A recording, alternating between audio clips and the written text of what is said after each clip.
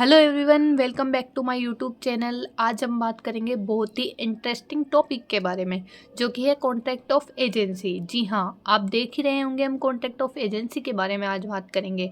अगर उससे पहले अगर आप मेरे चैनल पर नए हैं तो चैनल को सब्सक्राइब कीजिए, बेल को ऑल पे सेट कीजिए ताकि सारी नोटिफिकेशन आप तक पहुँचती रहे और आप अपनी नॉलेज को इंकरेज करते रहे।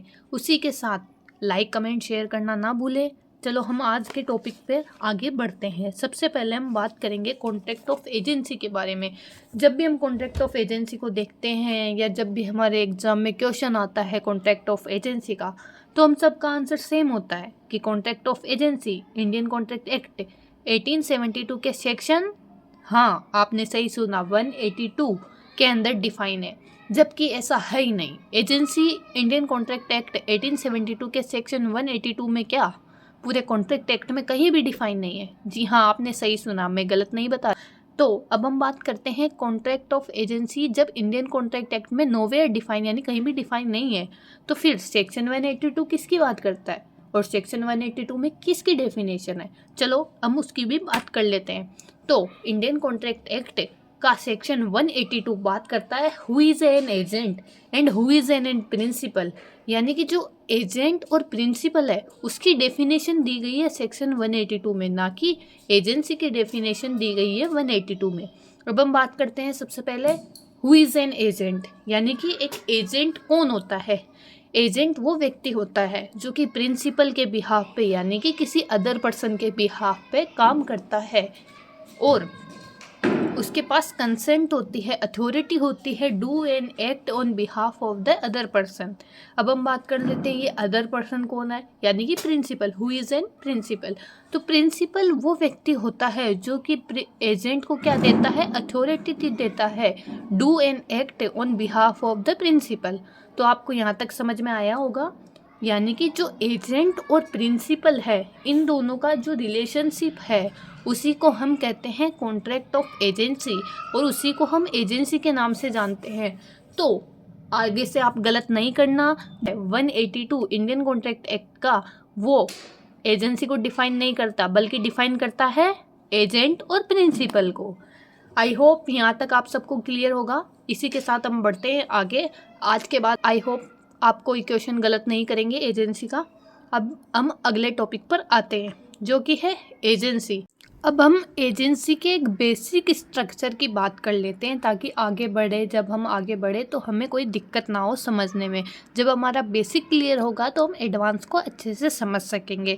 तो हम सबसे पहले बात करते हैं कि एजेंसी का मतलब क्या होता है। एजेंसी का एक साधारण वर्ड में, सिंपल वर्ड में मतलब क्या होता है। जब तक आपको एजेंसी का मतलब ही समझ नहीं आया तो आगे बढ़ने से कोई मतलब नहीं है। तो ये मतलब ख़त्म करते हैं और एजेंसी का मतलब समझते हैं।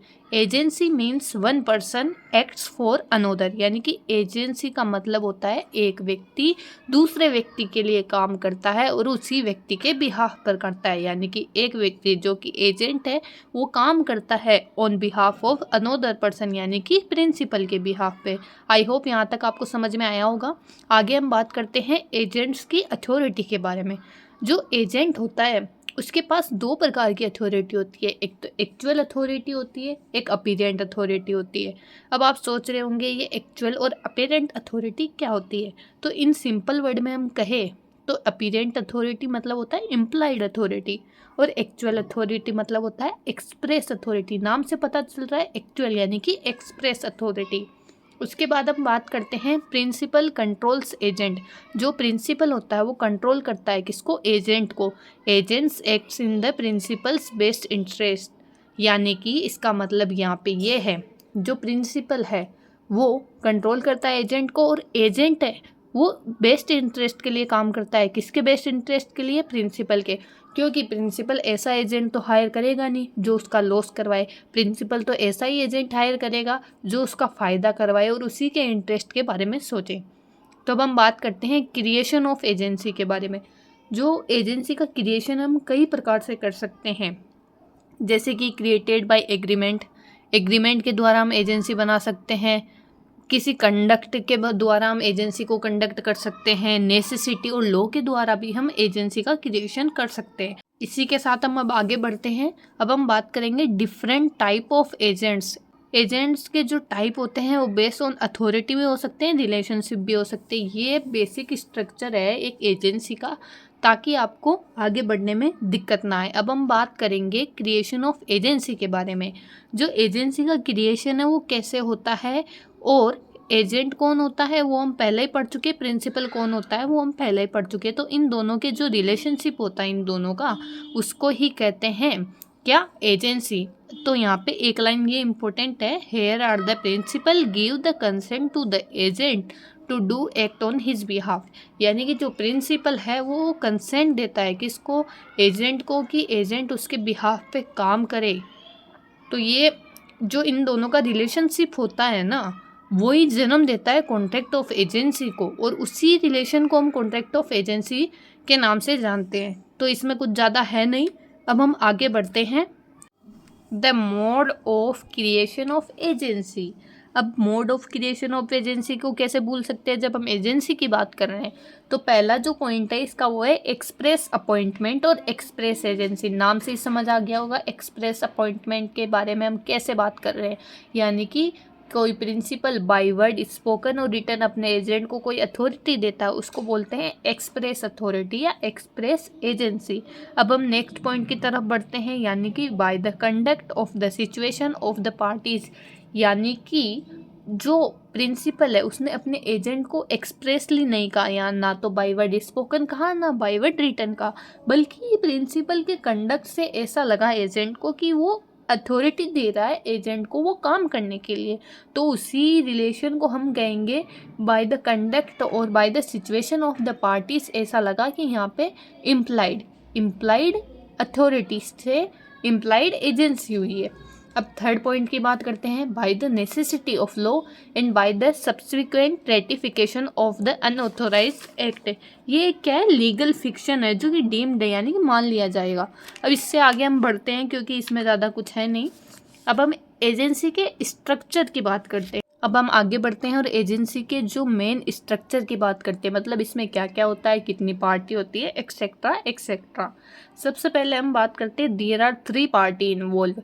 ज़्यादातर तो लोग यही बोलते हैं और टीचर्स भी यही पढ़ाते हैं कि जो एजेंसी होती है उसमें 2 पार्टी होती है, एक प्रिंसिपल और एजेंट।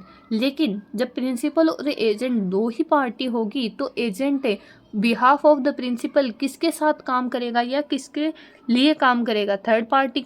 लेकिन जो रिलेशन होता है एजेंसी का वो प्रिंसिपल और एजेंट के बीच में होता है, वो थर्ड पार्टी के बीच नहीं होता है। इसी के साथ हम अपने नेक्स्ट टॉपिक की ओर बढ़ते हैं जो कि है नेचर ऑफ एजेंसी।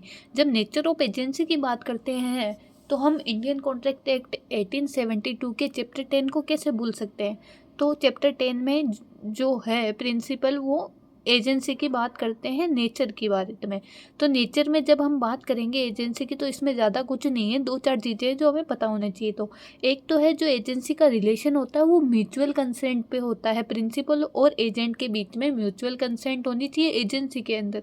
दूसरा ये है ध्यान रखने की बात कि ये फिडेशरी इन नेचर होता है, इसमें ज़्यादा कुछ नहीं है। इसी के साथ हम अपने नेक्स्ट टॉपिक की ओर बढ़ते हैं जो कि टाइप ऑफ एजेंसी। जब भी हम टाइप ऑफ एजेंसी की बात करते हैं तो इंडियन कॉन्ट्रैक्ट एक्ट 1872 के सेक्शन 186 में जो टाइप ऑफ एजेंसी है वो डिफाइन है। इंडियन कॉन्ट्रैक्ट एक्ट 1872 का सेक्शन नंबर 186 ये कहता है कि जो एजेंसी है वो 2 प्रकार से हो सकती है, एक्सप्रेस एजेंसी भी हो सकती है और इम्प्लाइड एजेंसी भी होती है। अब एक्सप्रेस एजेंसी कैसे होती है, बाय द एक्सप्रेस अथॉरिटी, और इम्प्लाइड एजेंसी कैसे होती है, बाय द इम्प्लाइड अथॉरिटी। इसी के साथ हम अब आगे बात करते हैं, इनका एक ओवरव्यू ले लेते हैं कि एक्सप्रेस अथॉरिटी और इम्प्लाइड अथॉरिटी होती क्या है। तो पहले हम बात करते हैं एक्सप्रेस अथॉरिटी की। एक्सप्रेस अथॉरिटी का मतलब होता है an authority is said to be express when it is given by word spoken और रिटन। इसका साधारण सा मतलब यह है कि ऐसी कोई भी अथॉरिटी जो बाय वर्ड स्पोकन यानी बोलकर और रिटन यानी लिख कर दी जाती है उसको कहते हैं एक्सप्रेस अथॉरिटी। इसके बाद हम बात करते हैं इम्प्लाइड अथॉरिटी। इम्प्लाइड अथॉरिटी क्या होती है, an authority is said to be implied when it is to be inferred from the circumstances of case by the conduct or the ordinary course of dealing।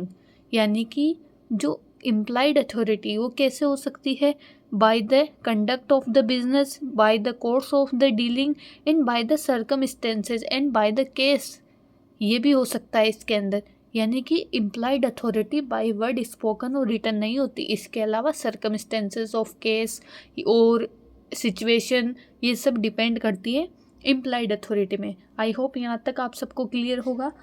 तो दोस्तों I hope आपको video पसंद आई होगी। अगर video पसंद आई तो हमारे page को सब्सक्राइब कीजिए और हमारी यूट्यूब फैमिली का हिस्सा बनिए। इस बेल को ऑल पे सेट कीजिए ताकि सारी नोटिफिकेशन आप तक पहुंच सके। लाइक कमेंट शेयर करना ना भूलें और इसी के साथ